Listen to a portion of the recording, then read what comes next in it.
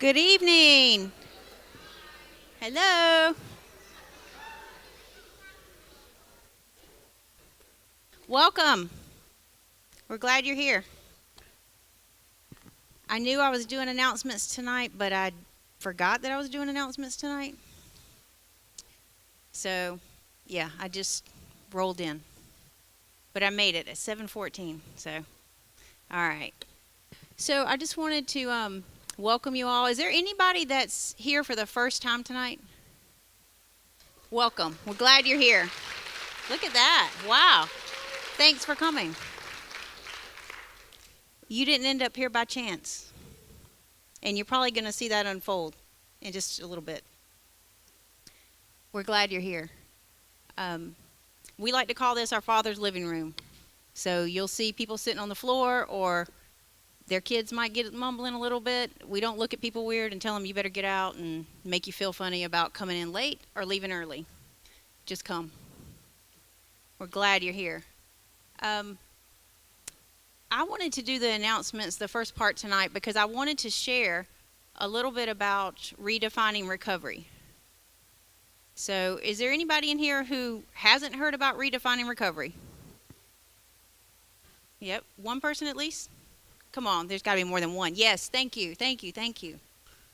So, redefining recovery, many of you may have heard of it, but you may not actually know how it came about. So, this Friday night church has met since, when did you, 2017, but what month? January of 2017. Okay, because I came in April 2017. So the Friday night church started meeting January of 2017, and then in January of 2018 we opened KW. And as KW started having people come in and graduate the program, and then we brought on Emmanuel's House for the men, and we had both of these programs up and running. By the time we hit late 2019, we started noticing something in here on Friday nights. And what we noticed was that the people who were coming out of our recovery homes were passing spiritual growth for people who only came on Friday night. So we were watching people who had gotten free from drugs and alcohol grow, be able to walk out what they were learning about the Lord, and pass people who had been in church all their life. So we looked at it and we're like, what's going on? What is the difference? And we realized what it was the people who were coming from the recovery programs were being taught who they were, who they are according to God, not who the world tells them they are, and not who someone else has told them they are, or who their experience has taught them that they are, who God says they are, right? And then they were being taught about needs that they've had since the day they were born, that most people, we don't know we have them. And about their emotions, the fact that their emotions generally tell them if they're okay or what to do in a situation. Like most of us grow up learning that. If you do whatever it takes to feel better. But that's not God's design for it. So we started teaching on Friday nights. We started teaching the same principles that we were teaching in the recovery home, and we watched people start becoming true disciples of Christ. So redefining recovery is because most people think that recovery is just for drugs and alcohol. And everybody needs the recovery of Christ. We all need it. You know, I spoke on the phone today with a gentleman who works with small ministries and helps them get their platforms seen. He's from Australia. And talking with him today was part of a vision that the Lord gave me in 2018. But in 2018, I had no idea how lost I was in my own addictions because they didn't look like anybody else's. Because mine looked like worldly success. So I just want to encourage you that if you haven't been exposed to those teachings, on Wednesday nights at 5:45 on Ingleside Drive at our headquarters building, we teach those principles every Wednesday at 5:45. And everybody's welcome to come. So we started teaching that on Friday nights. We started teaching it on Wednesday nights. We do a boot camp a couple of times a year, which is a weekend immersion program where we just open the floodgates and let all the information come in over the weekend. We teach it when we go to Belize. We teach it around the Camalote camp in the village there. And then, let's see, Ito started Ito took the model of what was done here with the vision that the Lord gave him and took it to Florida and has started this. It's a fire, y'all. It's a little tiny spark that left from here and it's blowing up in different places. And then week before last, I was in Abbotsford, British Columbia, and I taught at a teen challenge in British Columbia. And the first time I taught twice that week. That Tuesday night was at a church, and they opened the doors to the public. And I spent the next 4 days going around Abbotsford, and people just coming up and saying, "Hey, wait a minute, I heard about this. I've been in church all my life, and no one ever told me that I was a 3-part being. I didn't realize the difference between my spirit and my soul. I had no idea that my spirit lacks for nothing and is 100% right with the Lord." Like, they didn't understand all of this stuff. They've never heard it. It's new information, and it's in the Bible.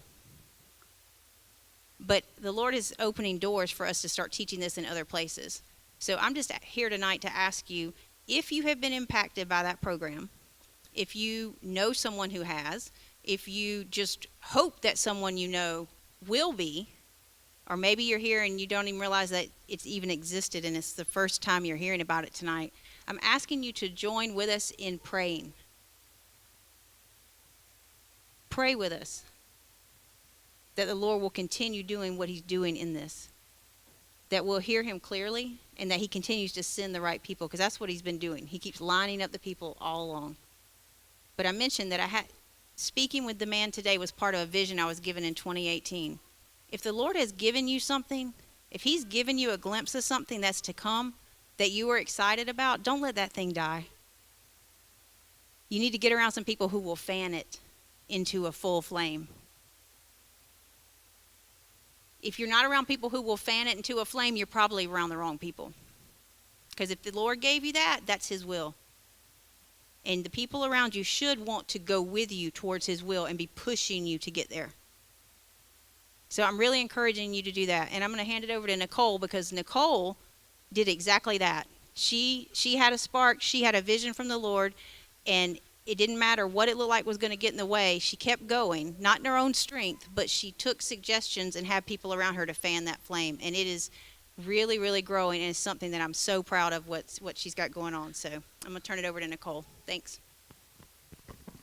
Thanks. Hey guys, I'm just going to share something really quickly before we lead into worship. It actually has to do with worship. A couple of weeks ago, me and Brittany went to a leadership conference in Florida. And in the midst of their worship, I saw this vision. I saw a vision of me at the river, and I was inviting people forward to help lead worship.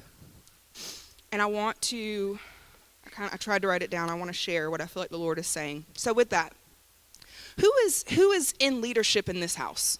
In this house, not the river, like 143 Ministries. Okay, I'm not talking about just paid leadership. That's it? Dang, okay.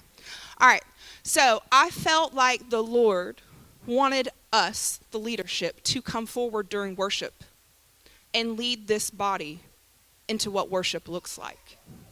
And it's not that we know how to do it any better. It is literally us getting on the front lines of the war that we are facing. I've seen people come in and out of this house, and I've seen them die. And I'm tired of it. And I feel like worship is key to digging that well for your relationship with the Lord. And it is our responsibility as leaders to lead the way. And so when Destiny and our worship group comes and starts leading worship, I want to invite y'all to come up front.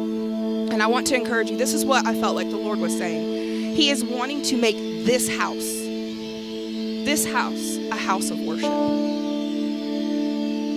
He is wanting us to grow in intimacy and transparency with him and others, not just with him. You cannot have a relationship with the Lord and not have healthy relationships with others. It's impossible.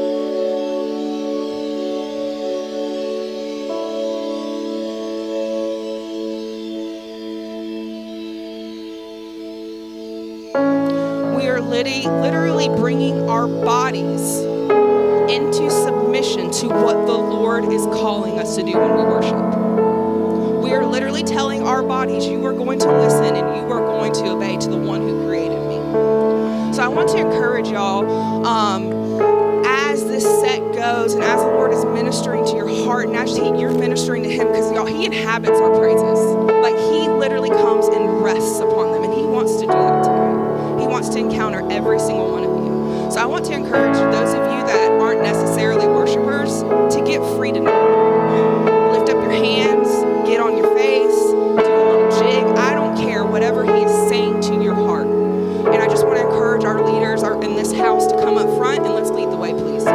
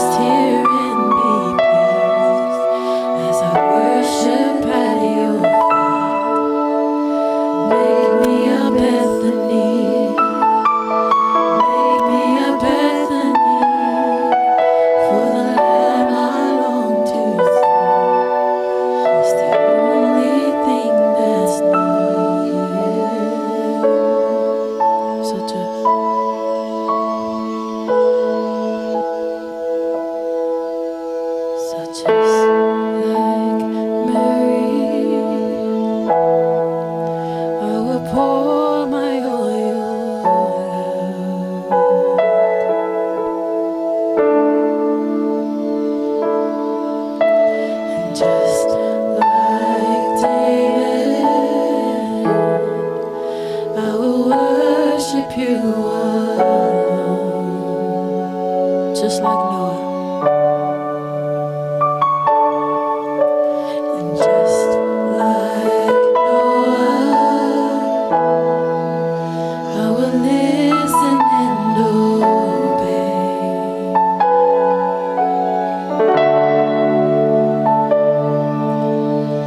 Just like Moses, I will listen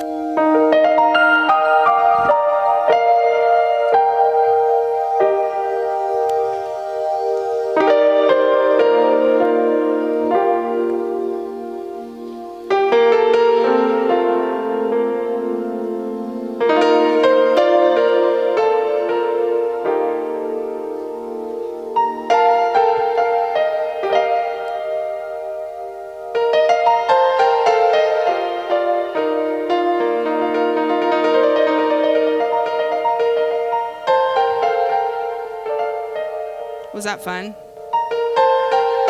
Sneaky Jesus, I know, right?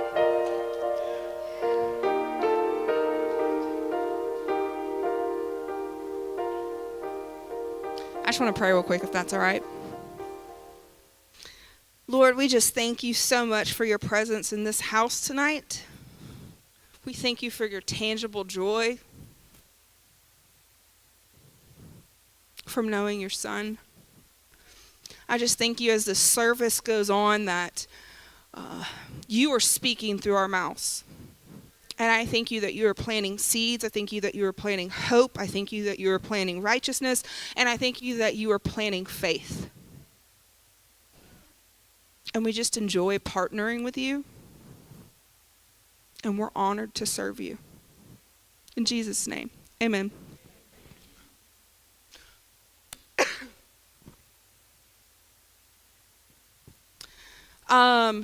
So where to start? I want to share a vision with y'all really quickly. My vision, the Lord's vision for me. I don't really know what the proper term would be. In 2018, while I think I was living in Catherine's Way. It was before I had moved into transition. I had a dream. And in this dream, there was this school. And I just remember this feeling of transformation. I remember seeing this building, and Cliff was there. And in the dream, it felt like he was the principal.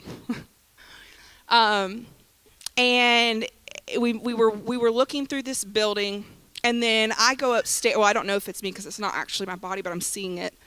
I go upstairs, and I see this girl in this dormitory type room, and she is wailing. And I wake up, and I remember writing this down because I knew it was important. I just didn't know what. And I remember thinking in that dream, like, the girl looked like me, but she was not me. And I remember this is when Jack was around, and I told him about the dream, and we both got excited, and then it kind of died for a minute. And then fast forward a couple years later, me and him both start getting this desire to like study about curriculums and to study about a school. And so we embarked on this journey of creating the first ministry school. It was called Confidence. It was in 2020, correct, ladies? Okay. I was pregnant with my second son. I was really pregnant with my second son. And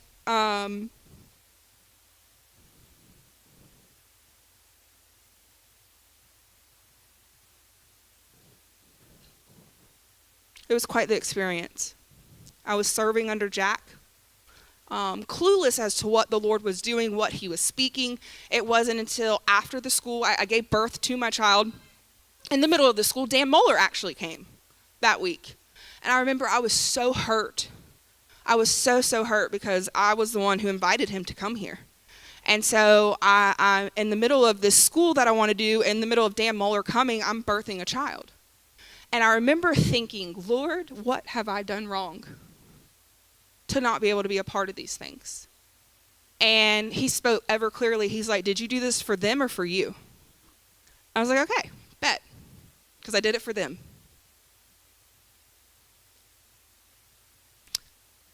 After Confidence was the investment. By this time, Jack had left the ministry, and the Lord was showing me that this dream was for me. I thought it was Cliff and Jack's school. Way to keep me humble, right? I find out that this is my school, and I dive into it, and we have a really great experience. And then the next school was the equipping. And each of these schools built upon one another. As I was doing the School of Confidence, the Lord was establishing confidence in me. As I was pursuing the investment, he was showing me how he invests in me and how to invest in others and how to invest in myself. And then once I started to learn the importance of investment, he showed me he was going to equip me for what was to come. Each school was named after a season that I was either coming out of or walking into. And it didn't all make sense. Don't think this was all things that I had understood in the midst of pursuing these schools. Jesus. He is the recent school. It's called the Pressing, and Jesus is a sneaky Jesus. He is very, very sneaky, and it's like he's saying, "Look over here," while he's doing all of this over there. And so, as I go through this process, he starts to reveal his heart to me. He starts to reveal what he's doing inside of me, and he starts to show me greater vision for what's to come. And so here just recently we had the men's week of the Pressing. And it's so funny. I just want to share this because I think it's hilarious. At the end of the equipping, I remember the Lord told me what the name of the school was. It was actually called The Crushing. And so in my excitement, I texted Cliff and I was like, I have the name of the next school. And he's like, oh yeah, what is it? And I was like, The Crushing. And there was no response. This is all in a text message. And so I'm in the void for a moment and I'm like, isn't that, cool or whatever? And he's like, oh yeah. Just come pay a bunch of money to come to this school to get pressed beyond measure and encounter everything horrible and blah, blah, blah, blah, blah. Yeah, sounds really exciting. And I was like, oh. When you think about it that way, maybe we need to find a softer name, and that's how The Pressing came out. The Pressing sounds a little bit gentler. And so we just had the men's week of The Pressing, and it has exceeded my expectation. The 3 schools before the Pressing was probably the 3 most difficult schools I've ever had to encounter. Was it fun? Yes, but there was so much pressure because there was me and one other person carrying this weight. And we were literally trying to be all the departments and dealing with, and with every school, something really significant happened in the ministry. Like some significant shifts, people got fired, people quit, people relapsing. In every one of these schools, something major like that, it happened. And it's really hard at times to experience that because we care about these people in the midst of a school and trying to bring hope and trying to teach Jesus and trying to be all these things in the midst of suffering. So we had the Pressing, and we had 10 great men come. And they don't know this, but they're going to get up here and speak. Yeah. You've already made eye contact. I seriously, I'm not going to make y'all. However, how many people have been to school here? Come on now. Thank you. Thank you. Joshua? I'll call you out. You can go first. But for real, I wanted to just share this vision. I would like the guys.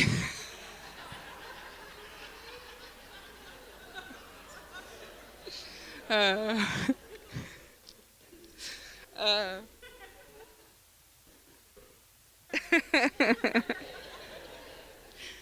my God, my face must be red for him. Oh, thank you. Listen, that boy had a life-changing experience. He can get back up. He can get up here for sure. I wanted to share the vision. I wanted to let y'all know. I don't even know if any of y'all have really heard about it because we've typically announced it on Facebook. But my goal is to get outside of these 4 walls. My goal is to get the city of Augusta. My goal is to get into every single church around here and bring them to these schools and bring them to an encounter with the Lord, not the church building, the encounter with the person. I want to tell y'all what the before anyone speaks, I want to tell you what the vision and the mission statement is.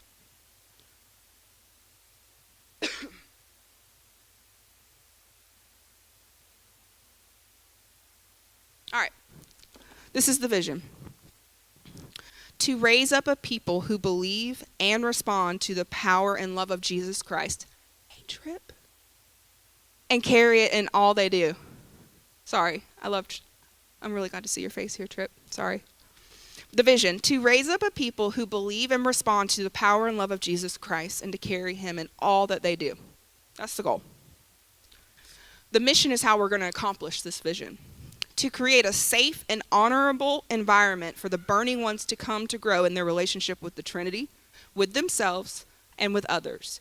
To be then sent into the nations to multiply the Father's heart. I want to make disciples. Plain and simple. And Brittany, will you come up here?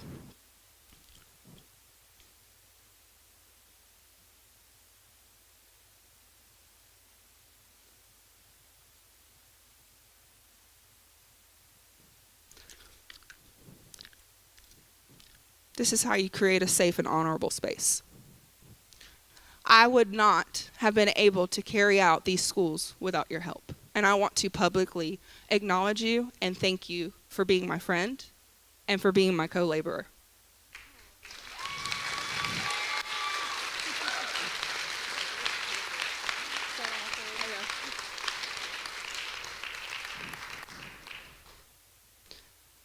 In these schools, we're going to get really weird. I'm weird for Jesus. I'm crazy for Jesus. Not like I used to let y'all's opinions run what I did and did not do. Not anymore. And I promise you, if you come to this school, you have the chance for the same. Not saying that's the only place you can get it, but we about to get weird, we about to get crazy, and this is part of it. People run from what we just did. That's why we're not capable of being the body. I am a go-getter. I'm a boss. I will run circles around grown men. But I can't carry this school without her. She has something that I need. And so we just spent these wonderful men that came to this school, we just spent the last 7 days getting really vulnerable, getting really transparent, and getting really, really deep. Like deep roots. Deep roots were established. I know it was only 7 days. And so I want to ask a few of y'all. Y'all think about it while I give Brittany just a minute to just share something of who's going to come up here and share. And if all of y'all don't want to, then people from the previous school can come up and share. But we do have a time frame. I don't know what my limit is, but Cliff will guide me. But I'm going to let Brittany speak for a second from her perspective with everything.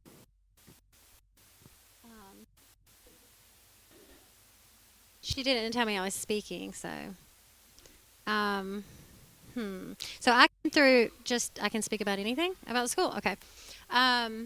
So yeah, I went to the first school kicking and screaming, and it was actually only 4 days. I think 3 days. It was a 3-day weekend, and I thought that like my life was going to be like, I didn't think that the ministry could make it without me at Fishes and Loaves, So I was like, I don't think I can go, They need me, The city of Augusta needs me, and so I was like really fighting it. But when we just hugged, my earring backing stuck into the back of my ear, and I'm bleeding behind my ear now. So I'm really, if somebody could get me a Kleenex, that would be really nice. It's bad. So, yeah, it's bleeding. And so, anyway, but I ended up going. They actually called me and was like, because Nicole's a go-getter. She's like, let's go get them, But they called me and was like, are you coming or not? And I ended up going, and I ended up encountering Jesus there. For the first time, I actually heard him speak to me. Thank you so much. So bad. Oh my God. And so, ooh. But yeah, but I did. It was the first time I really encountered Jesus, and something just really shifted. When you encounter Jesus, really for me, something just changed in me when I realized. And I think what I realized more than anything is that I didn't really know him like I had been saying that I did. I had been pretending my whole life because I had grown up in church and did the whole, I believed in God, but I didn't know God experientially. I didn't know him. And even, I had not even been taught how to let him in. So it really began there for me, and I was a year into being here, with the ministry. And so, then I started helping Nicole with the with the next schools, I started serving, which was really hard. Like, I was telling some of the guys this past week, like, when you start to serve in ministry, it's one of the most humiliating things you will ever go through. And it's not because the people around you are trying to humiliate you. It's because all of your stuff is being exposed to the light. And it is excruciatingly painful. That's why most people don't make it. And so I served and I served and I pushed past my feelings, pushed past the guys, and I just kept serving. And the third school came, and Nicole gets put on lockdown in the hospital having a baby, and I have to, yeah. Yeah, was it River? It was, yeah, it was River. Yeah. And so I had to take on that myself, and I had the honor of asking Lindsay to help me with it. So, with her permission, was able to just kind of labor with Lindsay in it, and that was a really beautiful thing because I was super stressed. I'm like, what are you doing, Lord? Like, why me? But it ended up being really good. The Lord was doing a whole lot of things in me, in the people it's not just about like the ones that are going through the school either. Like, it's about us too. Like, we're all learning and growing together. And he's creating a new thing in each and every one of us who are allowing him to. And so, like, it's really interesting because me and Nicole, are friends and we work together too, and we do ministry together. So, there's a lot of hats and that we wear with one another. And so this year we're in a really sweet spot. Like, it just felt like there wasn't as much pressure. She was here like the whole time, and we have been laboring for like the past couple years. I wasn't on the serving end of it the first year. I was actually in the school, but I mean, it was a lot of work, and it was tough. But very rewarding, and I've grown a lot through it. And just like this year, like, I was just thinking, like, this is like my life today. I get to wake up and like go and serve like men who are like hungry for Jesus, and there's just something super special about it to me, that I'm just not like focusing on all of the like lack or all of the things that I have to do. Like, my joy is to like experience Jesus like in the midst of like 10 men and a whole like ministry that's been like birthed, So yeah, it's all really good stuff. Women's Week's next week, so looking forward to that. I don't know. I think I'm done. Yeah. Okay.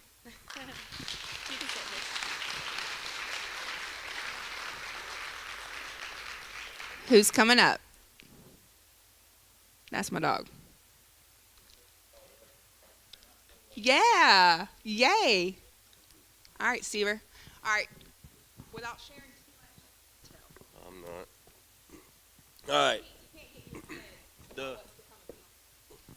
The first thing she said about it being weird is an understatement. It was very uncomfortable and very weird, but I wouldn't trade it for nothing today. And I've been on this walk for the last 3 years, and I dropped so much stuff that I was blind to at the feet of Christ over those 7 days that I didn't even know was there. I was blind, and like I said, I wouldn't trade it for anything, man. The guys that was there, just, you can't really explain this thing, honestly, because like it's one of those things you have to experience.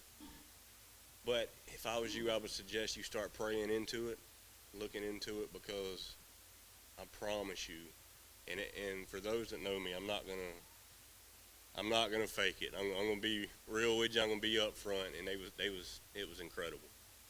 God was there the entire time, and it was amazing.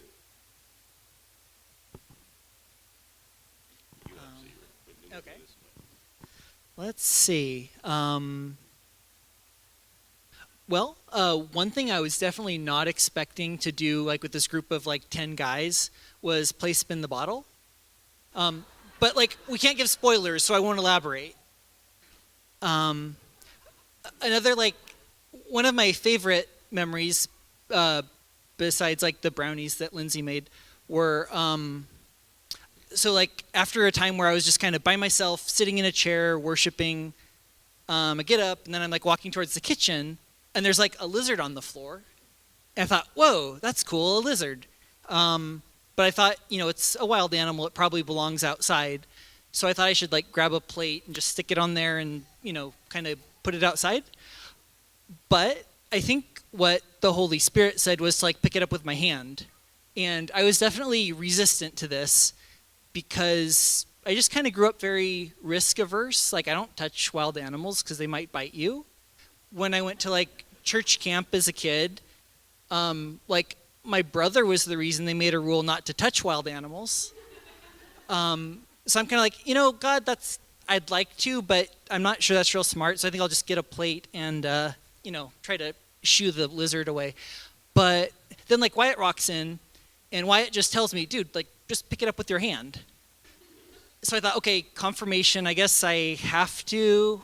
I still protested. Like I was like, dude, are you sure it's safe? Because I don't know if it's poisonous. I just don't do that. That's not me. But since it seemed like I was supposed to, I'm like, here we go. So I put my hand down, and like the little lizard, he just like jumps right up on my hand, climbs up my forearm, and then like, hey guys, look, I got a lizard. And then later on, brought it outside, and that was fun.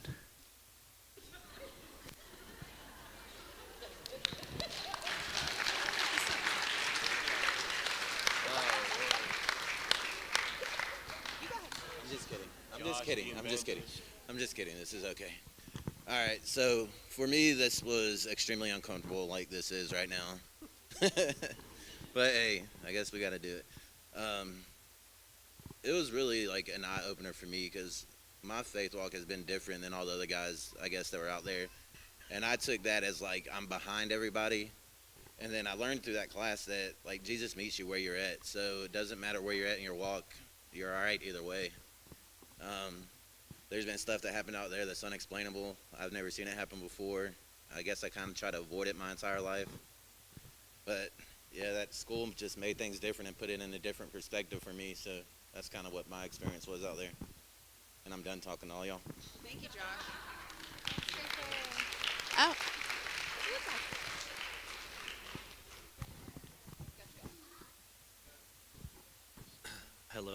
Hello. Is this the right distance? I don't love this. This is why my rap career never took off, because I don't like being in front of people. But so this thing was awesome, and the time spent with the guys that were there, with everyone that was there, the people that came out to bring food. It was really cool. But to get to know some people that I've been around for a year now, like on a different level, was really special. But I think the best thing of all of it was, a few of the guys that went, we were at the house the other night, and we were talking about it, and it's like, if you don't think that Jesus knows you, everything that you love and like, and everything you don't like, and everything you've been through, and everywhere you're going, he does. And he wants to show you that. He wants to show you how much he loves you and how much a part of your life he wants to be. And you just got to let him in, and so, and on that too, growing up in church and having some kind of knowledge about the Bible, or what people at a big mega church say about God, or maybe even having some intimate moments where you're worshiping and you feel something. Those things are cool. But to be in a small group with other men and have Jesus come sit down in the room with you, and you know that he's there, when that happens, bro, there ain't no going back. And so, I mean, that's what's on the table. And not stepping on Nicole's toes with the class or anything, but you don't have to go there to experience that. You can get that anywhere because he's in you. You know, he'll meet you wherever you're at. So that being said, totally go to school. It was awesome.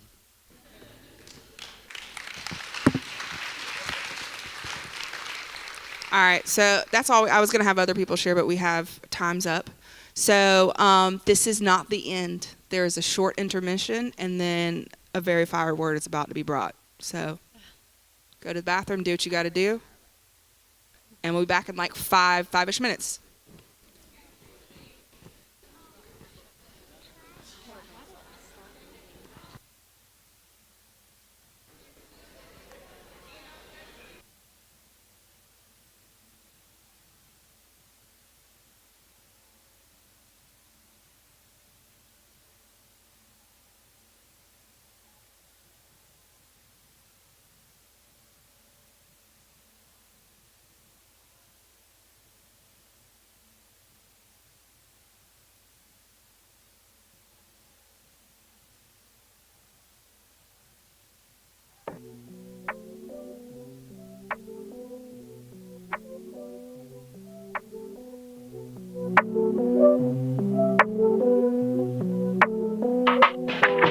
Beat the block up, free my partner. Speak with honor, beat the posture. A seasoned scholar, I keep it proper. Demon stalker, eat the chopper. He leaking lava, need a doctor. Keep your chakra. I see the Father stand holy, stand lowly. Can't control me, favor on me, hating on me. Fake and phony, load the bases. I'm going places, I'm closing cases, poker faces, no folding flaking. Jehovah say the young, crazy, rowdy Clayton County resident. I've been places you never went. I got cousins who spin the block and make the chopper stutter like a speaking impediment. Say la homie, the reason you buy a bull is probably cause you ain't reading the testament. It would lessen your lessons unless sin is just your element. That's elementary like elemental P. I could go from show to show and toe to pole as long as totem pose if you want it. I'd rather show a soul to the scrolls that Jehovah spoke when he wrote it. I'm floating, I've been having. I got killer serving, life sentences hitting me. You know the bar is real when they giving my pen attention in the penitentiary. Make your list, but don't forget to mention me. They call me the Big 450. Cause when I spit, I hit my target. The flow up and down like crypto market. The way my body covered in the blood, I'm just praying a crypto market. This gon' spark it, get your guard up, cause I'm darting at any, mini, mighty pick a artist. They say how he get metaphors and deliveries with all of the synonyms. It's cause one day he metaphors that delivered he from all of the sin in him. Monty a proven prodigy for nothing. I grew a colony, a true monopoly. For demons to choose to follow me, the bullets start flying. Something like Deuteronomy. Gas, gunning, trash, dumping fetch, pumping cow. Crushing the industry, done tried to beat me down. Man, I wish my dog could see me now. Couldn't feed my child, they evil foul. They wonder how I even smile. I slept on the floor while they slept on my flow. Guess we even now. Hey, I'm a certified speaker knocker. I can make you delete your roster. Hey, label heads sending frequent offers, but I promise I don't need your dollar. Most of these rappers are acting on the internet and they need an Oscar. Without the web, you Peter Parker. I make demons flee and holler when I beat the block up. Free my partner. Speak with honor, beat the posture. A seasoned scholar. I keep it proper, demon stalker. Eat the chopper. He leaking lava, need a doctor. Keep your chakra. I see the Father stand holy, stand lowly. Can't control me, favor on me, hating on me. Fake and phony, load the bases. I'm going places, I'm closing cases, poker faces, no folding flaking. Jehovah say the young, crazy, rowdy Clayton County resident.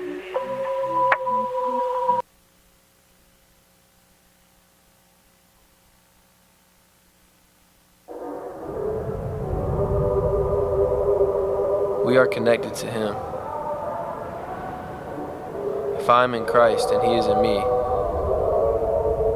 then I have everything I need.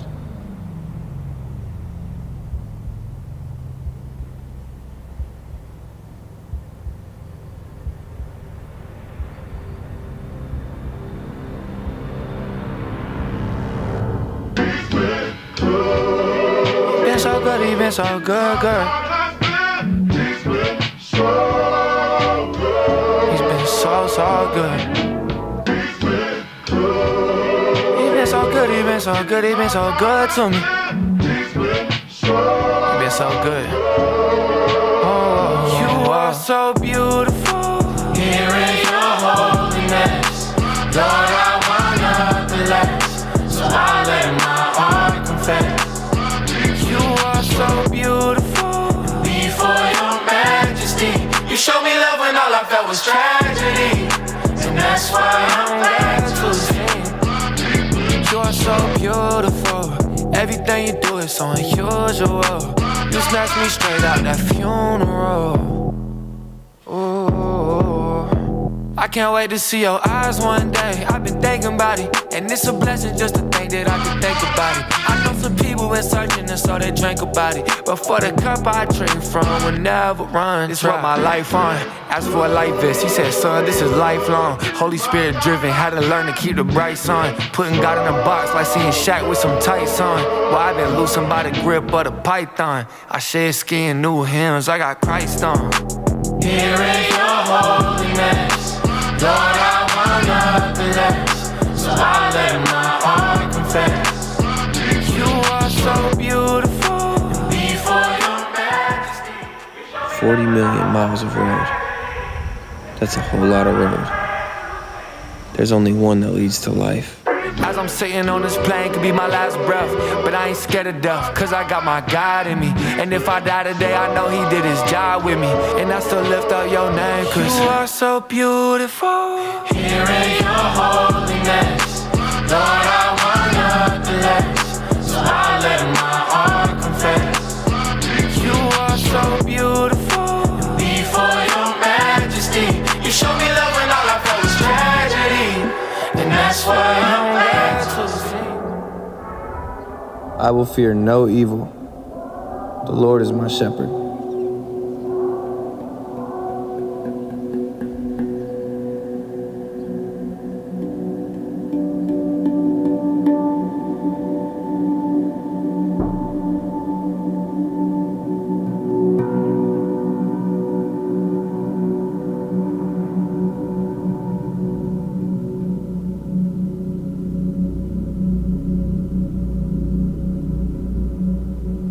The life of the godly is full of light and joy, but the light of the wicked will be snuffed out.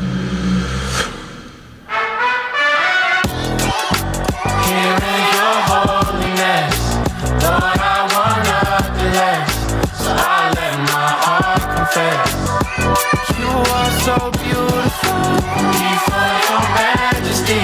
You showed me love when all I felt was tragedy, and that's why I'm glad to sing.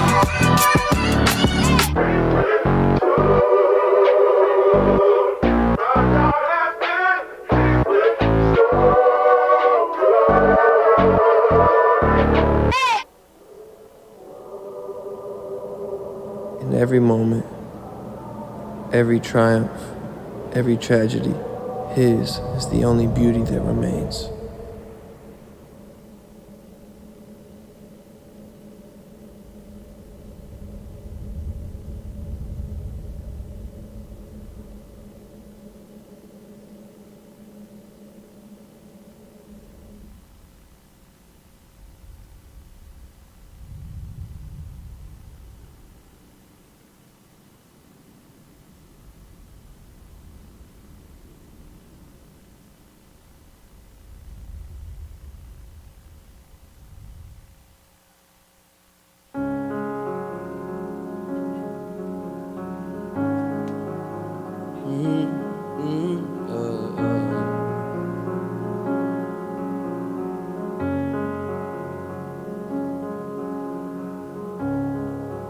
In a world where we're losing hope, and life has us on the ropes, misunderstandings, hate running rampant, every man out for his own.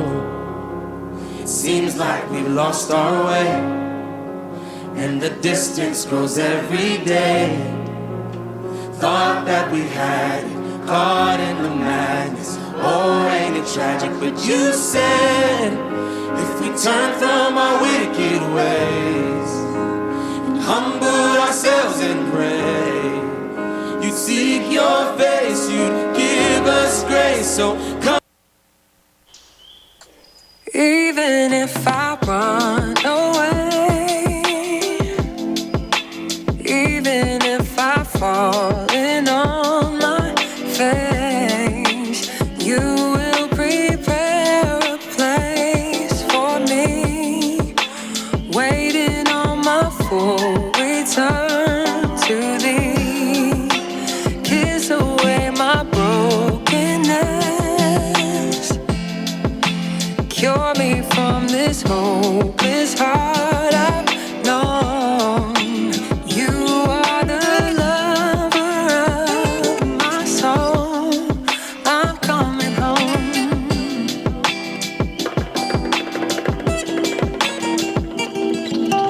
Your love is meeting me where I need it most. I don't need to hide. Truth for the keeping, your word you mean it. My God, you've never lied. Even if I run away, even if I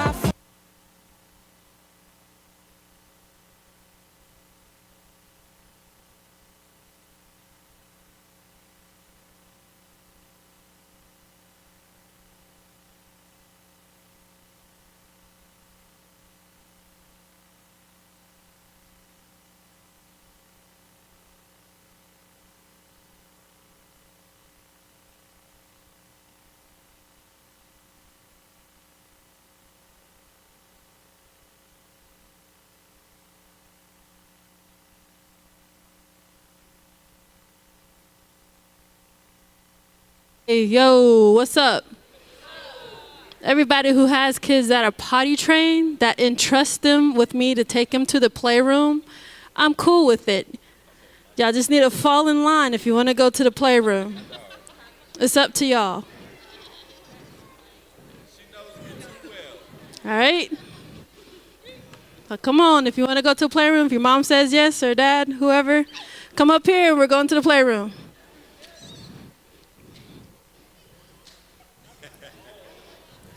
Is that everybody? That's so funny. All right. You love me, don't you? Yeah, man, I got you. I think it's funny that Missy said when we first came in here something about kids or whatever, and everybody, kids being in here, everybody wasn't here the night that I interrupted Missy and I kicked all the kids out of the church. Yeah. Yeah. So. Oh, wow, nice. It's awesome to see all these kids here, though, for real. It's not usually like that. Yeah, it was funny. The kids were in the back. I mean, they were back there throwing down. I mean, the people couldn't handle them. It was like 30 kids, and the people that were working were like, we can't do anything. They're like tearing everything up, and I busted in this door right here while Missy was talking. It was like during her message. I was like, that's it. Everybody get your freaking kids. Children's church is over. It's done. We're closing it. All right. Is that everybody from out there? Not y'all. Y'all are good. I just mean, is it everybody pretty much? All right. Good. Thank you. All right. So, is Nicole dipped? All right. For real, though, that school, you should go. Seriously, it's an awesome time, especially if you're wanting to get close to the Lord and wanting to grow in your walk with Him. You should definitely check it out. All right, so how many of y'all saw my Facebook post about tonight? Just curious. All right, good. All right, so it's kind of late, and I'm not going to be rushed. All right, I'm going to take my time. If you got to get up and go to the bathroom or you got to leave, it's all good. We won't look at you no different. I know everybody's got things going on, but I really feel like this is important for me to say. Years ago, I started seeking the Lord on my own, and God led me to Bethel worship music. All right, who likes Bethel? I love Bethel worship music. And then I started listening to the preachers over there. And, you know, a lot of people like Bill Johnson. Me personally, I like Chris Valentine. That's my dude. He's my favorite preacher there is. And I spent a lot of time listening to him in my early walk before I had a ministry. And when I moved back here to Augusta, we had a season of being in a furnace, basically. And my grandmother was dying. We were living in her house, taking care of her. Anna and I had moved back here from Florence. We had a 3-bedroom brick house with a fenced-in yard. I'd finally gotten a job with State Farm. Like, my past was closed. Like, you know, the felony convictions, like all that stuff was behind me. We were living good, and then the Lord said, okay, I need you to come home and take care of your grandma. And we came back home, lived in her basement. She got really sick really quick to where the plan was, like, I was going to be able to continue working at State Farm. I transferred to an office here, and it just didn't work out that way. And it got real bad real quick, and it all of a sudden was 24-hour care, me and Anna taking care of her and my mom. And I remember Anna pulling me outside one day. She was crying, and she was like, we're going backwards in life, you know. Because we went from 3-bedroom brick house, now we're in a basement. And went from having good jobs to no job. And 9 months of that, my grandmother passed away. And during that time is when I got the vision for the river. And all of these ministries that y'all see going on, Catherine's Way, Emmanuel House, hundreds of people who've gotten sober. Other ministries have started based upon this vision from this church. If you would have came here 10 years ago in this city, there was no Christian recovery community here. It was CR, and it was lame. All right, still is, but whatever. And I'm sorry. That's so bad. But I ain't with the following other models. It just is lame to me. I like to plow the ground. Sorry, Anna, I know you're super uncomfortable with me doing that, but I just like to plow the ground. I don't like to follow. So I don't like the model. I don't like the cookie cutter, lets everybody do the same thing, because I have a God who's creative, and he lives in me, and he likes to create new things. And so if you would have come here 10 years ago and looked at this recovery community, there was no Christian recovery community. It was the Hell House and probably the Hope House, which are not faith-based. Now what's happened, off of this church, this Friday night church, this river, Catherine's Way, Emmanuel House, and multiple other Christian ministries that are helping people get sober. And if you go ask those people, those people have told me out of their own mouths that the reason they started is because they had faith because they saw us do it. Okay? So this got started in a furnace. It got started in a furnace of affliction. And when my grandmother passed away, instead of going back into the job with State Farm, the Lord told me I could go into business or I could go into ministry. Whichever one I choose, he'll bless. Because my idea was I was going to start an insurance agency, and I was going to bankroll somebody else's ministry. That was my idea. And so the Lord told me pick, and I thought about it, and I was like, office, preaching. And it was really that simple. It was like, I don't want to be in the office every day. I want to preach. So I chose ministry.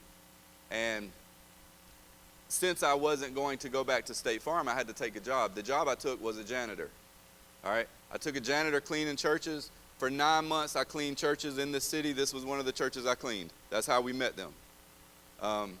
And during that time, I listened to worship music all the time, and I listened to Chris Valentine. I probably listened to every sermon that man has ever preached up until that point during that 9 months while I was cleaning churches at night.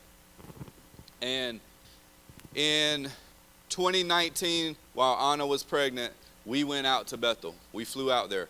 We had a friend who was in the school, and she had an opportunity to invite us to come and to sit in some classes and to be part of Bethel school, BSSM, for a week.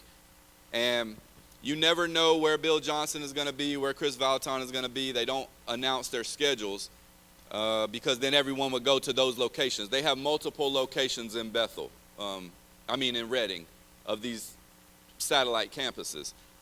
We just decided we're going to go to the main campus every service, whatever happens, happens. We saw Bill Johnson preach, saw Chris Valentine preach. I mean, it was just like God just set it all up for us at that main campus. But this is where I'm going. The very first night there, we went to the prayer hut. And when you pull into Bethel, it's amazing. You like pull in the driveway, and there's flags all up and down each side of the road of every country. that's been represented at the school. And we're driving up, and I'm looking around, and the church is closed, of course, because it's like 10 o'clock at night. But the prayer hut is open. It's open 24 hours a day. And you go in there, and it's no talking. It's kind of shaped like this, but it's smaller. But it's like round. And so I go in there, I sit down, I start praying. Didn't really feel nothing in there, you know. So I got up, and I'm not a sit-still person anyway, so I go outside. And I'm walking around, and they have like this prayer garden. And it's like water running all through it and everything. So I'm just walking around, I'm praying.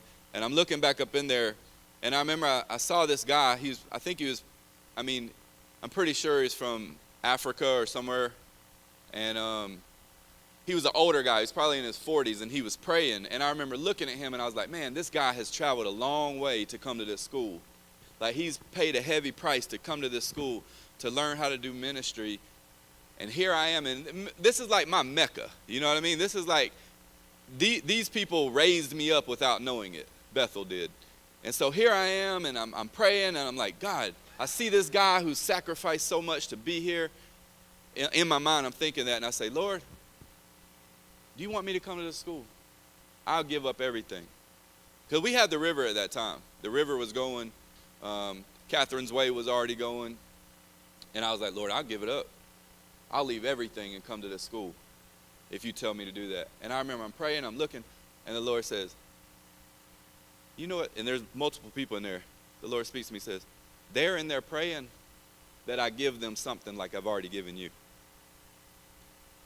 And that thing shifted my whole life in that moment, because they're going to school praying that God gives them something that I've already got. A lot of y'all might not know this, but Nicole said she's seen thousands of people come through here, and a lot of them leave, and a lot of them have died. If I were to say, all right, y'all get ready. In 10 seconds, all these lights are going to cut out, okay? Get ready. 10, 9, 8. When it hit 1 and the lights cut out, would you be surprised? No, you wouldn't, because you're ready for it. Now, what if I wouldn't have said nothing, all of a sudden all the lights cut out? You'd be like, oh, what's going on? What? Right? Well, see, the prophetic ministry, it helps you to see what's going to happen so that you know how to walk through it. And a couple years ago, a minister came right in here. He's from Glory City in Aiken, Pastor Reuben. Came in here and gave me a word back there about what this church would be. And he said, and I knew it already because I was watching it happen, but he confirmed. The prophetic word also confirms. And he said this. He said, this church, it has a revolving door in it, but it's not a bad thing. He said, because this is what happens. He said, I see this. I see a big, huge door, and I see people coming in, and I see people getting healed and people getting restored, and then I see them leaving. We've said it since the beginning. The goal here is not to gather people. That is not our goal. Our goal here is to gather people and equip people and send people. If everybody that's part of the river were to show up here one night, we couldn't fit everybody in here. All right? So usually on a regular week, about half of the people who are here come every week, and about half rotate. And it's always been that way. I understand what God's doing here. He's bringing people in, they're learning, getting equipped, and then they're leaving, and that's okay. It's the goal, is to send. But this is what a lot of y'all don't understand. A lot of people are praying for a revival, and a lot of people have revivals. But this is revival. This is a revival. It's a real one. And there are people who call themselves revivalists, and they come and they travel here, and they go and they preach in churches, and they say they're revivalists, and they ain't never started one, and they ain't never stewarded one. But this is a revival. Okay? Let me tell you why it is. Because by definition, what happens is people get revived in a revival. Okay? People get revived, and it's sustainable. It's not just a flare-up.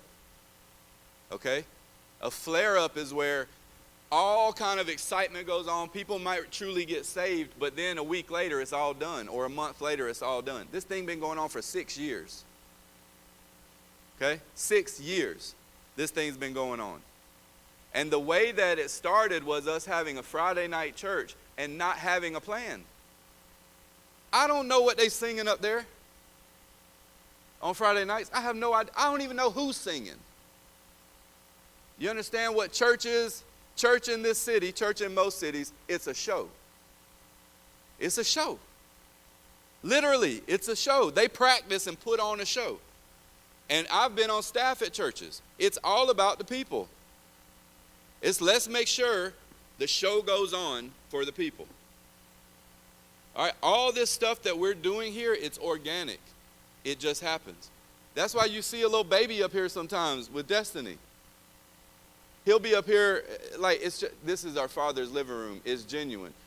Do you know how many people have come through here who have been part of this, who have then moved on and now wish they were still part of it and can't be? Because they missed it. I wish they could still be part of it too, but for some reason they can't be. I don't know why. They try to be, but they missed their opportunity. It's really weird. And it's difficult to be in my position because I don't know what's going on either. I mean, I just show up, I have a word, I find out who's singing when I get here. I don't know how long they're going to be singing. I didn't know what was going to go on. I asked Nicole if she would share, but I didn't even know if the first thing she shared was her share spot or if she was going to share again. You see what I'm saying? It's like this is a real move that God's directing. And you're a part of it if you want to be. Now what churches do, churches have created a model or they've grabbed a formula. All right, they've gotten a formula that gets people in the building and gets people to give money. Okay? And it gets people to give money so that they can pay people so that the show can go on. Now this is what happens. People with a hungry heart and a hurt heart are looking for God and they show up at a church. And God meets them where they're at, and then they're more faithful to the church than the one who met them there and healed them and helped them. Okay? We're not to be faithful to the church. We're to be faithful to God. You're not to be more faithful to this ministry or the river than you are to God. That don't make no sense.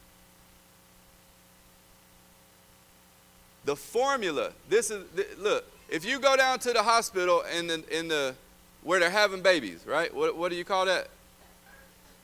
The what? The delivery room. The delivery room. Okay. You go down there where they're having babies and you look on the wall. And this is what it's going to say. I saw it when I was down there. It's going to tell you all the things that are in breast milk. Did y'all see that? Y'all didn't see that on the wall?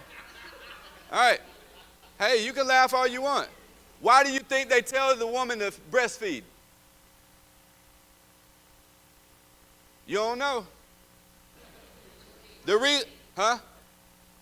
reason they tell you the mama to breastfeed is because there's things in breast milk coming from the mother that the baby needs to fight off disease.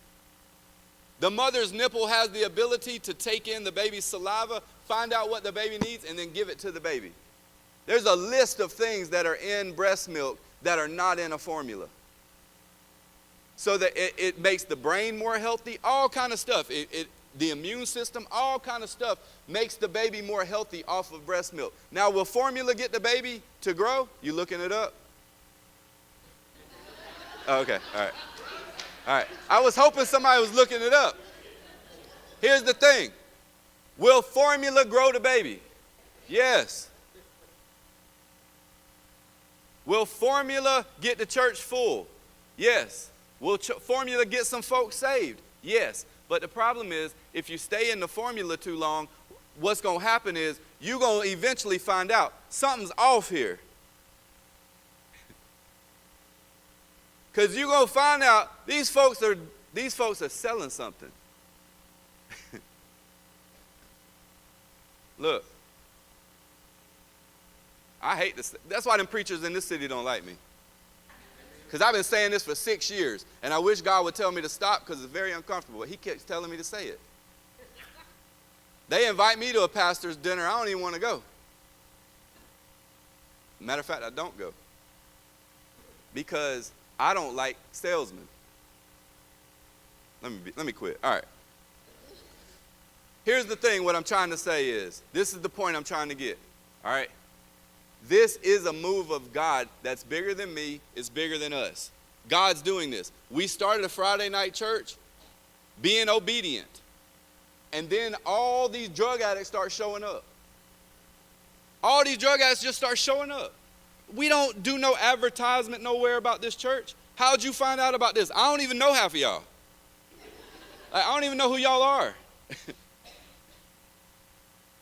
This is a move of God. This is God's thing. We're a part of it. And look, if you're part of this body, you are called to do ministry. It is not the preacher's job to do ministry for you. It's not my job to do ministry at your job. It's not, look, you doing ministry is not you inviting people at your job here. That's lazy. It's because you don't know how to minister. You don't know how to lead nobody to Christ. And you can't quit living like them. So you don't want to lead them to the Lord. What we're called to do as ministers is equip you to do the work out there. That's what the minister is supposed to do. I'm supposed to equip you so you can do the work wherever you go. And so that's one of the things I'm going to do today. All right? I want you to understand what you're a part of. You are a part of a move of God. And you can be as much a part of it as you want to be. Think about the formula. The formula says this. Churches want you to form relationships with other men in the body, right? So what do? Men's group. Men's group. Right? Then you go to the men's group and what you do? You go in there and you act like someone who you ain't even. You can't talk about your sin. You can't talk about nothing. You go in the men's group and you hide. And then the bottom fall out somewhere, and you can't call nobody in your men's group because you worry how they're going to look at you because you've been hiding the whole time. You better get you some people that ain't afraid of the mess. The formula. You know, organically, you know what has happened here? We say we start at 7. Have you ever seen us start at 7? Never. And it used to frustrate me, and finally I just gave up, and I was like, God, we just can't start at 7. It just don't matter. And then I would notice this. Whatever. I mean, it's God's thing, right? We're living in the river. Living in the river means living in the Holy Spirit and letting him lead and flow and do everything he wants to do. And we're just along for the ride. But what I've noticed is, in that beginning time, how much talking's going on. And this is what the Lord showed me.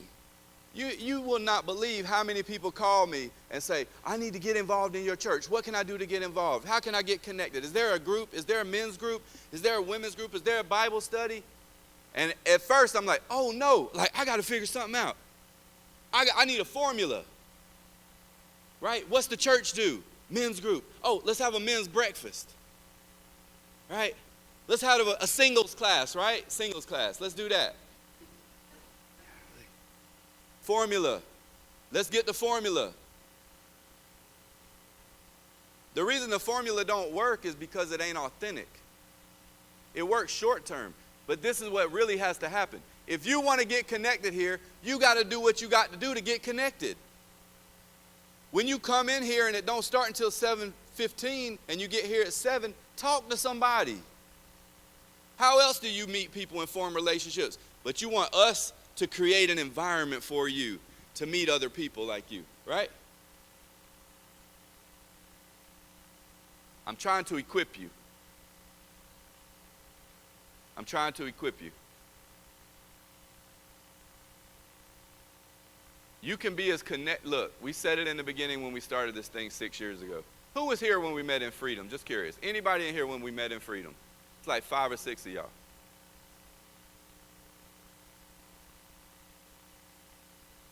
This is what we said in the beginning. We are not having any membership here.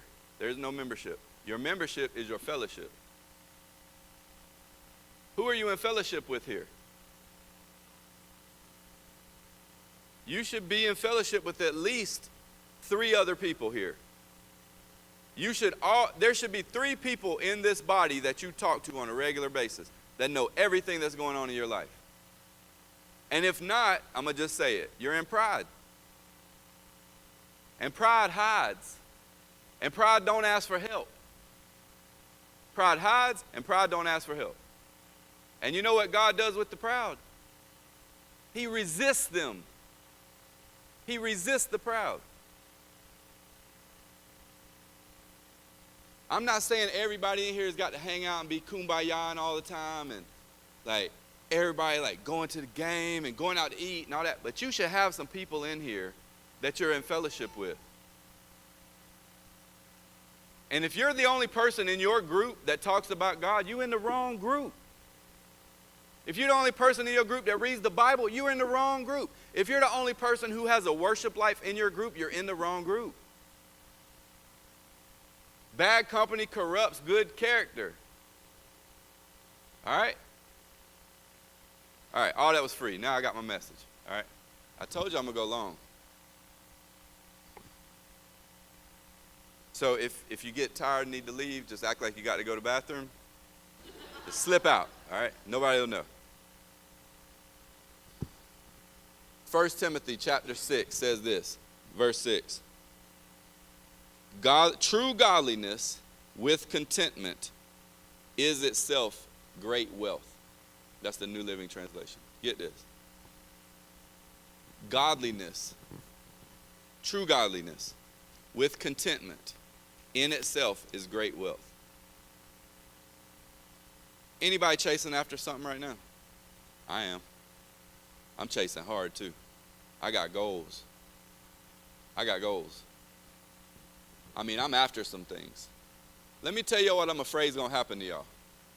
I don't know if it's going to happen or not, but I'm afraid. What I'm afraid is I'm afraid some folks that ain't from Augusta, Georgia are going to find out about me and what we teach and what we do.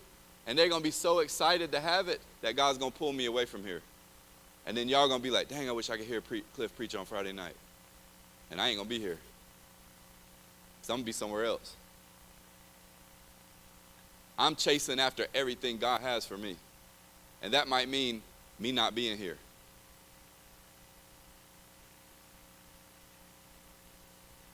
If that book takes off that we wrote, if it don't, I don't care. I'm good with whatever. But there are things I'm chasing after. But you know the problem when you start chasing after stuff? It has a tendency to get you distracted of what matters the most, which is God.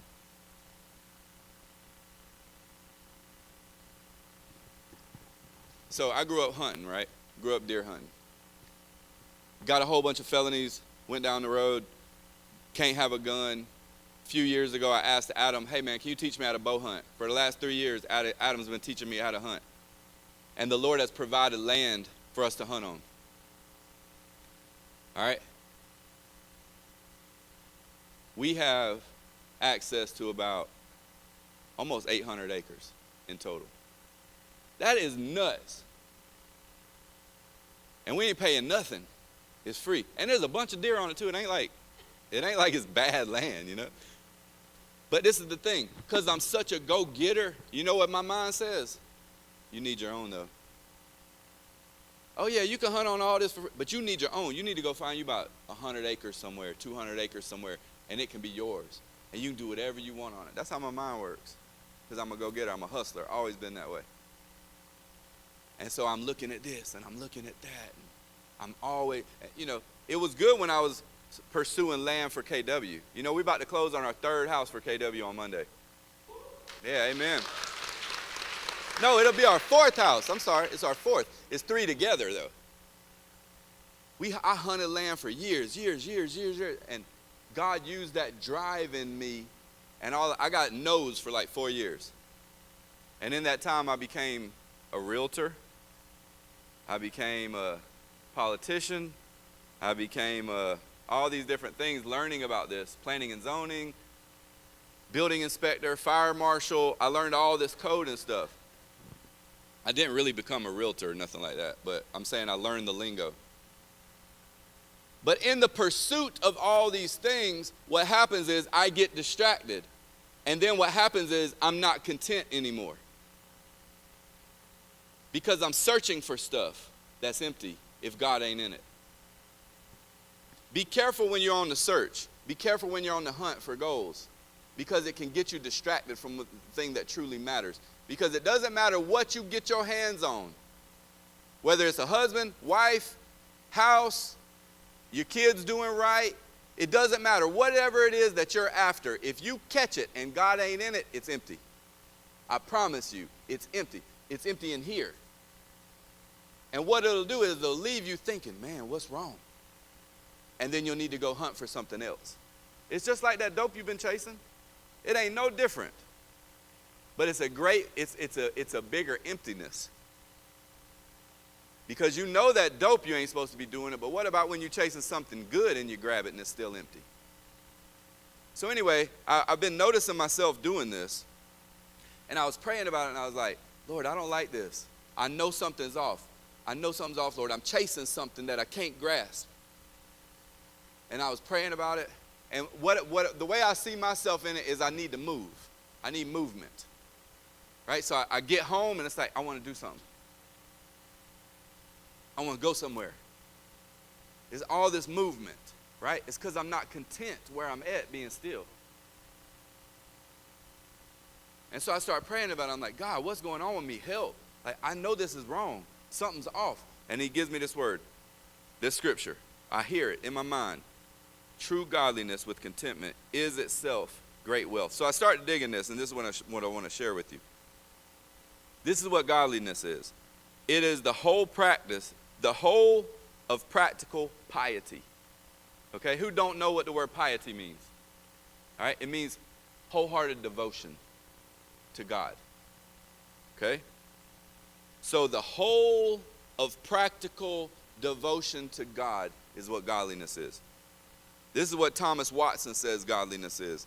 It consists in harmony between holy principles and holy practice.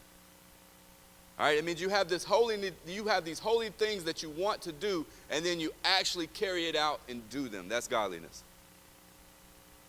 Here's what it's made up of: knowledge of God, reverence for God, affection for God, dependence upon God, submission to God, gratitude to God, and obedience to God.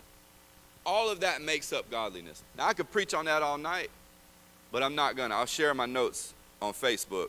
But that's what makes up godliness. All right? Now, here's what contentment is.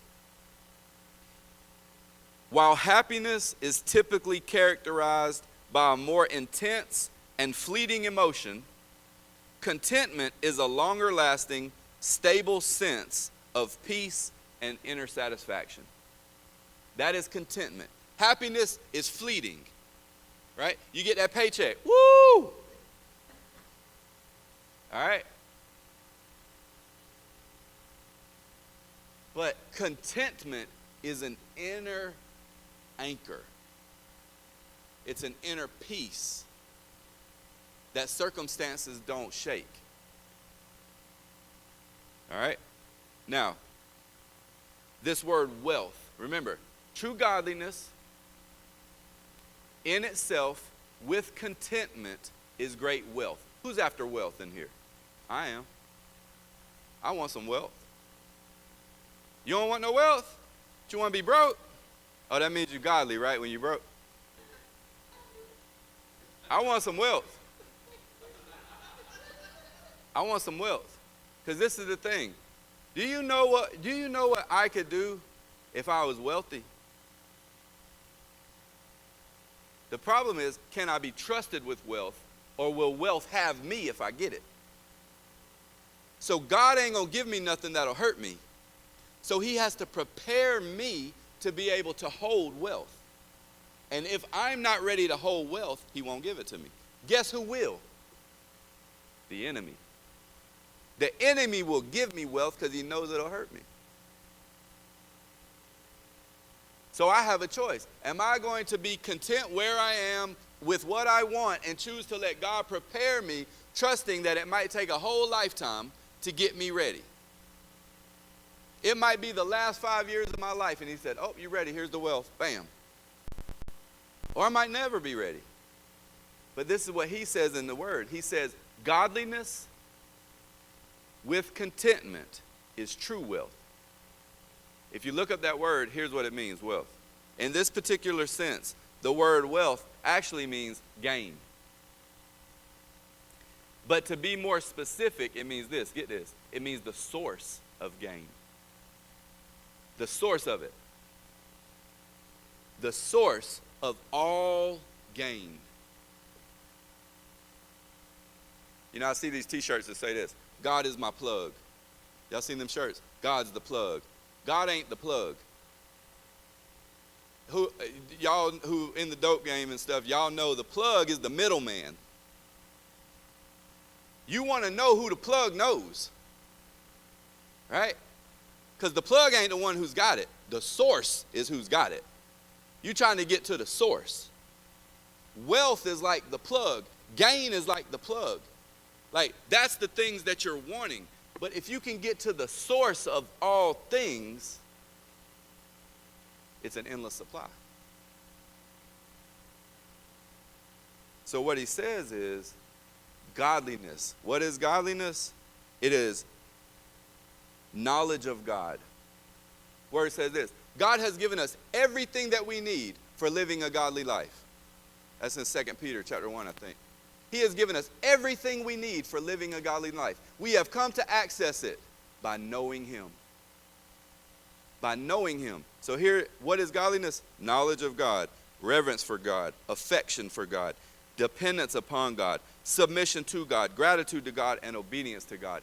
If I can get godliness in me and contentment in me, I then have access to the source of all gain.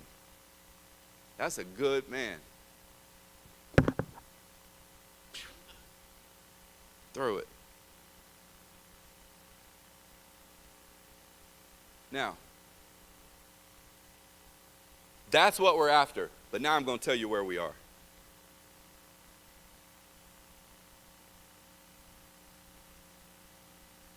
Anybody long to be rich?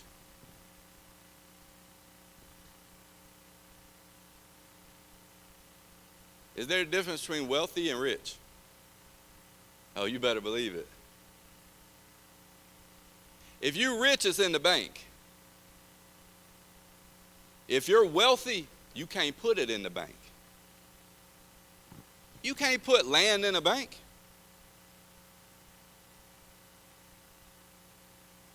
Get this.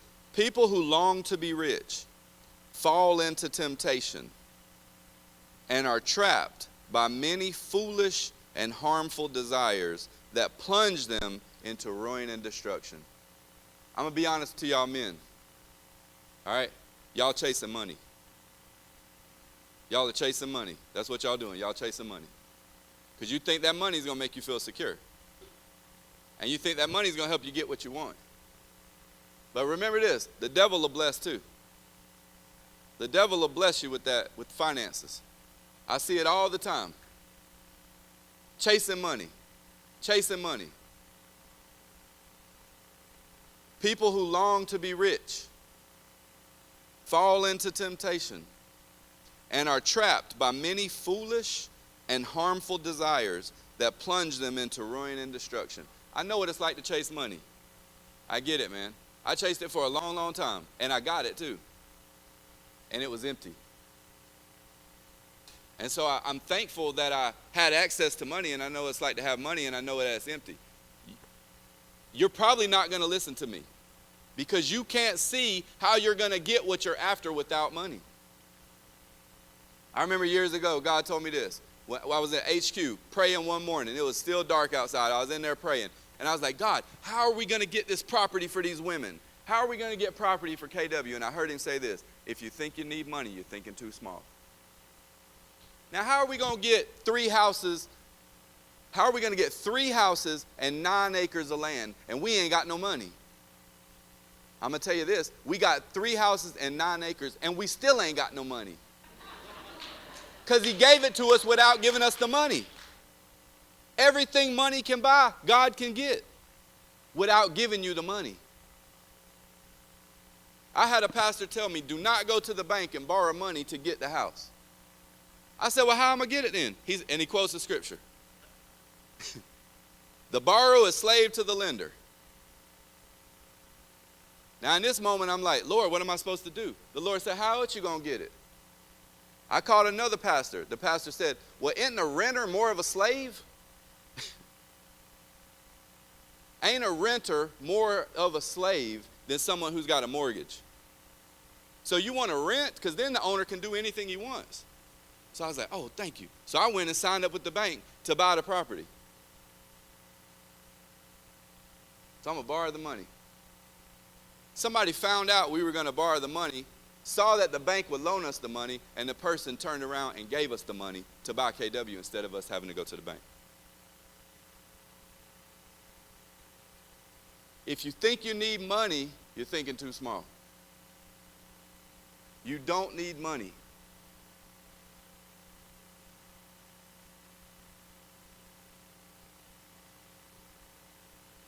So I'm going to break this down and let you understand these words a little bit. I don't know why I'm looking at y'all. Y'all do it too. All y'all do it. All y'all do it. Y'all chasing money right now, all of you. Chasing it down. Let me ask you this. What do you think will take better care of you? You saving $1,000 a week for the rest of your life, or you taking care of 10 people spiritually? Which do you think is going to look out for you in the end? When somebody needs to change your diapers, you going to hire a stranger to do it, or you think them 10 going to take care of you?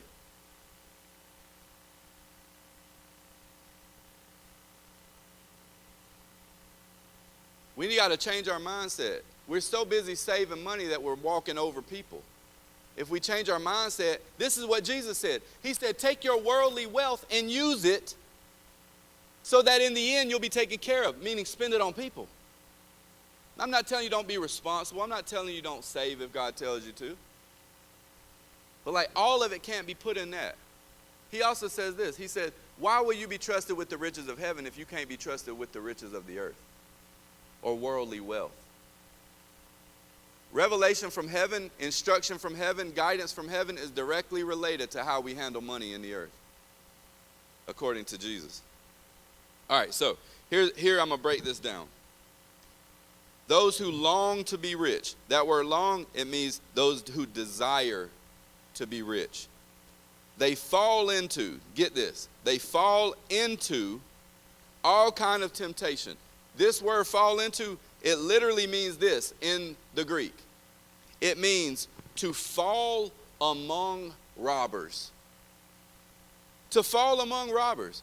Now you're chasing money and you're literally going to fall down among robbers. You know what robbers do? They take your money. It ain't a trick question. They take your money. And they might hit you over the head with that pistol too. All right. So you're chasing money, not realizing you're going to get it, and then fall among robbers. Temptation in this case, get this. In this case, it refers to an internal desire to sin. Where in many cases, temptation comes from an outward desire. But in this case, it doesn't mean that. It comes from within you. So you're chasing money, and because you're after this pursuit of money, it's going to cause you to literally have desires form up in you that cause you to want to sin. So the temptation ain't going to come from without or from outward. It's going to come in because you're chasing money. And it says that they're trapped. This word trap literally means a snare. Y'all ever seen a snare where they catch birds with? A bird's a quick animal. And you set that snare up, boom, unexpectedly, they're caught. What this means is you ain't going to see it coming. Oh, I know you smart. I know. You so smart. But the thing is, you're not going to see it coming.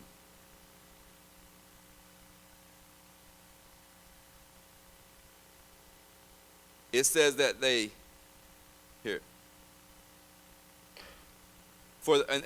Sorry, so that's the end of, no, that's not it. That's not, all right, so people who long to be rich fall into temptation and are trapped by many foolish and harmful desires. All right, that's where we're at. That plunge them into ruin and destruction. People who long to be rich, they fall down among robbers, and they're trapped like a snare unexpectedly by many foolish and harmful desires that plunge them. All right, those inner desires that come up from within you, that plunge them. All right, listen to what that word plunge means. It means to energetically throw ourselves into something that we can't get out of. This is what you're doing to yourself when you're chasing this money. It ends in ruin, which is death, and destruction, which is misery. The enemy doesn't need to place a finger on us to try to trap us, so long as he can get us to pursue money. For in doing so, we will energetically plunge ourselves into ruin because of the inner desires that are springing up in us. And we're chasing these things that we believe to be good because of how they feel when we pursue them and get them. I mean, that's pretty scary. For it is all right, so verse 10. For the love of money is the root of all kinds of evil. And some people, craving money, have wandered from the true faith and pierced themselves with many sorrows. You know, this says they wandered from the true faith.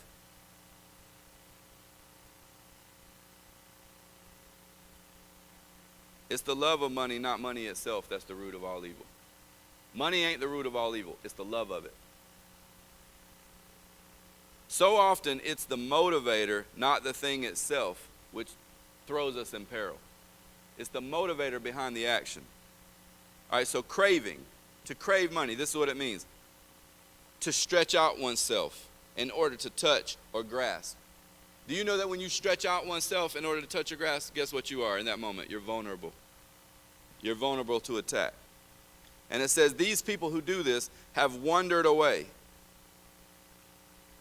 It's to stray away, actually, is the correct word. To stray away. You ever been in the store, or maybe it was you, with your mom when you were a little kid, or you see a little kid doing it, and they're so distracted by what's going on that they stray away? And next thing you know, people done got in between, and they look around, and like, oh no. That's where a lot of you are right now.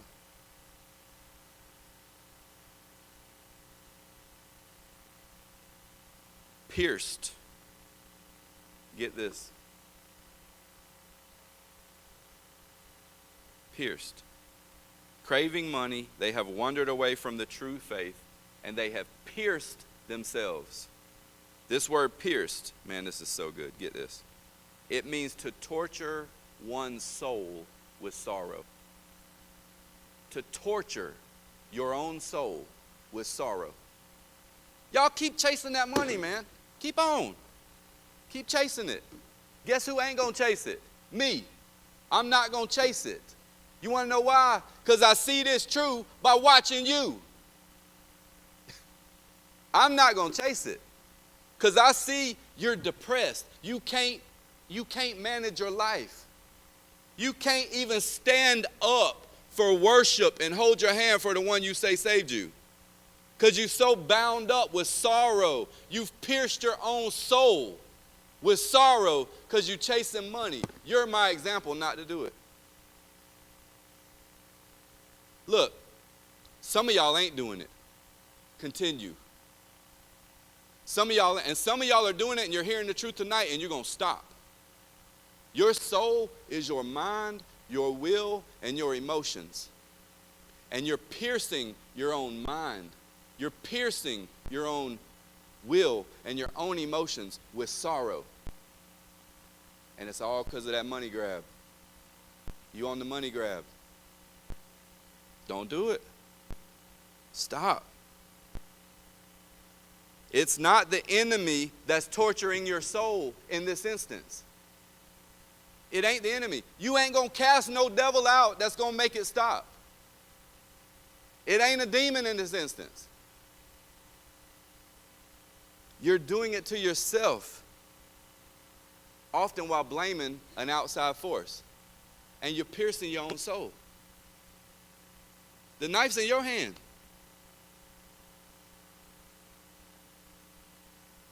The love of money is an inside adversary whose greatest weapon is our own inner desire for it.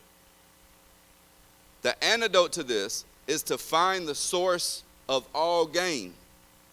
And we can only do this through godliness with contentment. Okay? Remember how I started this? Godliness with contentment is the source of all gain. What you're pursuing, what you're wanting to find is actually inner peace. And you're thinking that the money is going to bring it. It's not. It's not. These are only obtained. I'm going to close with this. So hang on. This is where you get the answer to the problem. These things are only obtained through, number one, a relationship, a real one with Jesus Christ.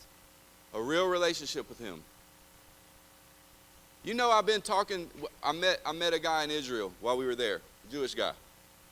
And I've been talking to him, and he's been asking me certain questions. I've been talking to him about Jesus, which is, whew, he don't know nothing.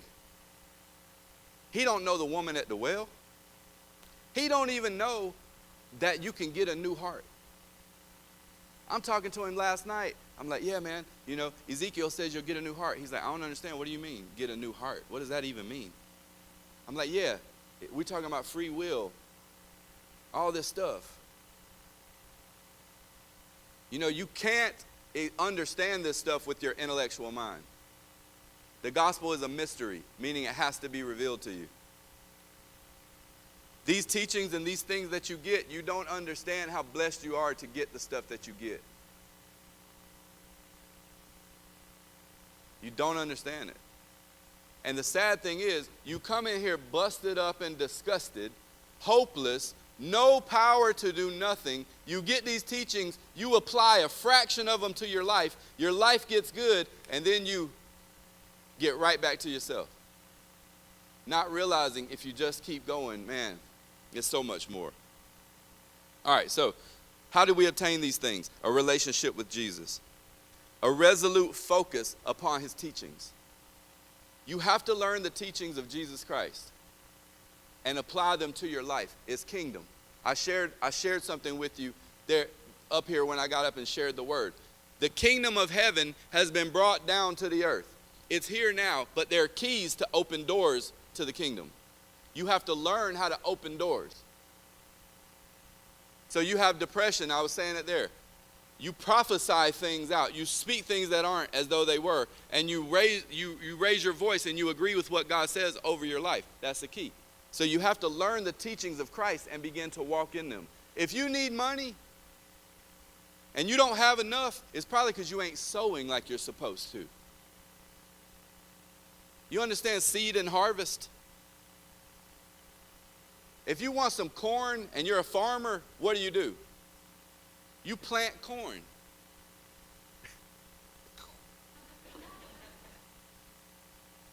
You sow. Nobody sows